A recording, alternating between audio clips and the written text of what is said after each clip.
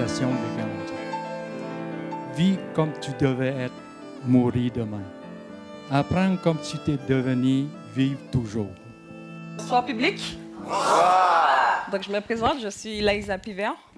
Et ce soir, je vais co-animer cette soirée avec ma collègue Adélia Happy. Bonsoir Adélia. Bonsoir Laïsa. Donc ce soir, c'est notre première pour ce talk show. Nous sommes tous les deux, en fait, des jeunes du mouvement Relève en Action. Donc qu'est-ce que Relève en Action? C'est un mouvement qui a pris naissance grâce à 2 projets, Dialogue Plus et Du Monde à connaître. Bonsoir à vous une fois de plus. Comme le disait ma collègue Laïsa, mon nom est Adélia Happy. Relève en Action est en fait un mouvement de jeunes Québécois d'origines diverses et variées qui font la promotion en fait du leadership citoyen au travers de valeurs comme le vivre ensemble, les autres valeurs communes québécoises et en particulier la langue française. Donc, avant d'entrer dans le vif du sujet, nous allons accueillir notre première invitée qui est Madame Nour Sayem.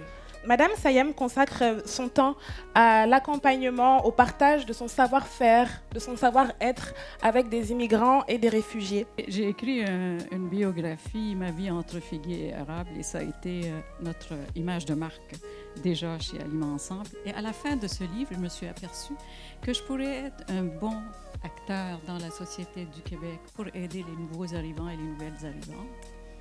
Et 6 mois plus tard, les réfugiés ont commencé à arriver de la Syrie. Alors, c'était beaucoup plus fort que moi de me jeter à l'eau, même si elle était froide, d'aller chercher ces nouvelles arrivantes et de les prendre par la main. Elles étaient à l'autre côté du pont. Et j'ai traversé le pont et j'ai pris leurs mains. Et je commence à les faire traverser le pont tranquillement. Il ne faut pas tirer. Et c'est ça, être un mentor auprès de ces gens-là. J'ai tout mon cœur avec ces femmes-là.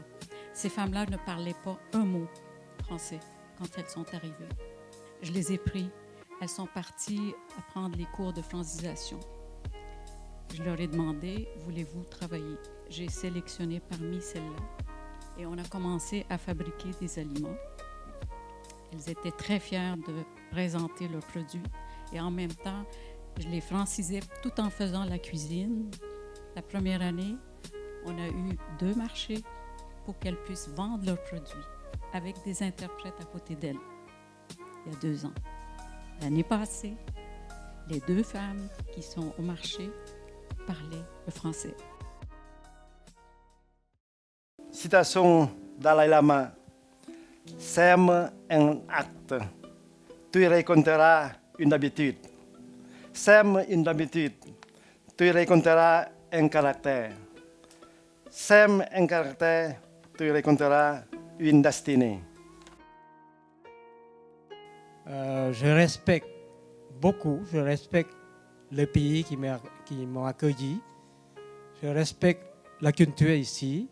C'est à moi de m'adapter. Mais nous autres, on garde notre culture. Avec mes compatriotes ici, à chaque année, on a organisé la soirée culturelle au mois d'avril. On porte le costume national, on danse, on chante. Puis ça s'arrête là. On ne va pas crier dans les rues, là, nous autres. Ça, là. On prend notre place, tranquillement. La langue française, apprendre la langue française, c'est une langue très difficile, n'est-ce pas? Fait que les mêmes mots utilisés à plusieurs, les fils, les fines, ainsi de suite. C'est compliqué, mais le fait de vivre, moi, ça m'a aidé dans le sens. J'étais tout seul à Pocaki. D'ailleurs, je me suis marié, Suzanne peut être témoin ici, je suis marié avec une Québécoise. J'ai deux grands garçons, 38 et 39 ans aujourd'hui. Avec ça, ça aide. Donc, automatiquement, les mots qui ne sont pas corrects, ta femme te corrige. Ça veut dire.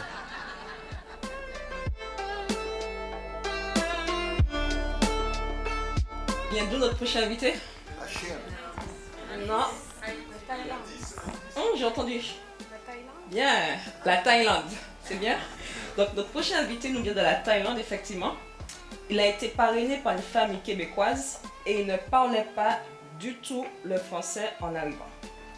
Aujourd'hui, il est le chef cuisinier et copropriétaire de l'entreprise Pomerleau Maître Traiteur. Je vais le laisser dire son nom pour ne pas l'écorcher. Je vais laisser d'ailleurs cette tâche à Adélia. Et Adélia, tu peux inviter du coup notre invité sous vos applaudissements. Allons-y. Monsieur Kittikron Intong Choi. On va voir si elle a bien dit. Bonsoir, Sawadee Krab. Bon, Attendez, on m'appelle Vous avez dit Kit. quoi après bonsoir? Oh, Sawadee Krab. Sawadee Krab, c'est pour les Thaïlandais quand on dit comme bonsoir, bonjour, salut. On dit Sawadee Krab pour les hommes et pour les femmes. Oh, hein? Sawadee Ka. Ka, c'est à la fin pour les femmes qui parlent. Puis les hommes, c'est Krab. C'est pas la politesse. C'est pour ça qu'on dit. Vous pouvez essayer Sawadee Krab. Hey, vous avez très bien fait. Merci. Alors, bienvenue parmi nous, Kit. Vous allez bien? Oui, c'est très bien. Parfait. Vous-même? Pleine forme. J'ai une question pour vous. On parle justement de langage.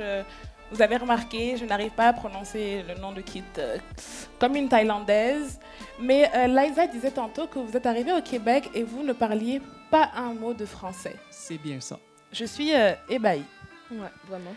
Et je me demande, est-ce que vous avez trouvé ça difficile d'apprendre le français? Est-ce que vous avez même peut-être des trucs et astuces pour ceux qui sont dans cette démarche-là d'apprendre le français? C'est très difficile. Parce que nous, notre langue, c'est comme des signes. Peut-être vous voyez déjà comme des signes. On n'a pas A, B, C, D, quelque chose comme ça.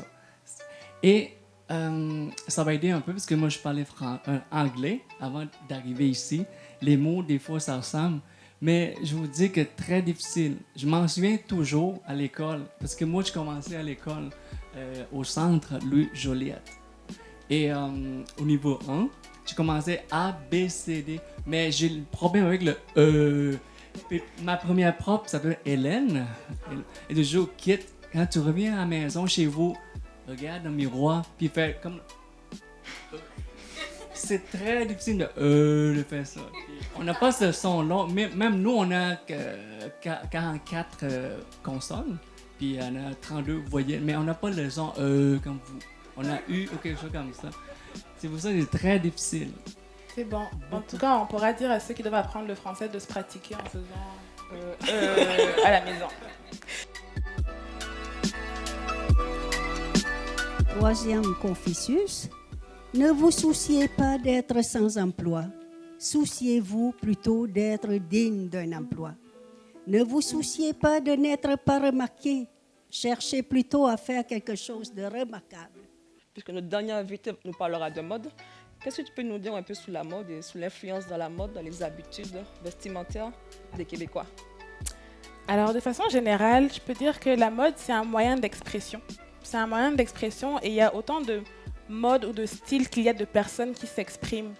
Donc, on pourrait dire que de la même manière que l'art culinaire, comme l'a présenté Kit, s'intègre dans les habitudes alimentaires québécoises, je veux dire, qui n'a jamais mangé de pho ou de Général Tao ou de riz frit, la mode également s'intègre et si on s'y attarde un peu, on se rend compte que c'est vraiment un élément important, c'est vraiment une richesse pour la diversité d'une société comme la nôtre. Donc, je pense qu'on peut accueillir notre troisième invitée, qui est Madame Nguyen, qui est elle aussi passionnée de mode, avec son atelier Autrefois Saigon.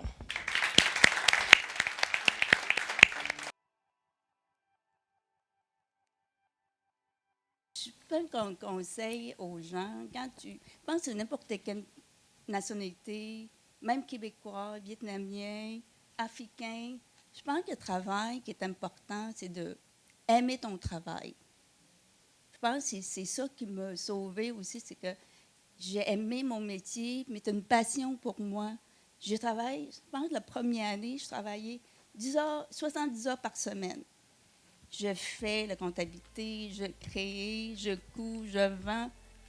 Et tous les soirs, je restais à la boutique jusqu'à 9 heures du soir. Et je travaille 12 heures par jour. Et qu'est-ce qui m'a motivée que je vois mon travail qui a porté du fruit. Et qu'est-ce que la mode qui m'a imposé aussi d'imposer mon style. C'est un métier qui mélange entre l'Occident et l'Orient. Mais tu ne sais pas est-ce que le monde va aimer ça. Mais moi, je trouve important d'apporter une culture asiatique dans le design quand que je fais Puis c'est comme, je trouve que je suis fière de ma culture, puis je veux importer cette culture dans la société québécoise.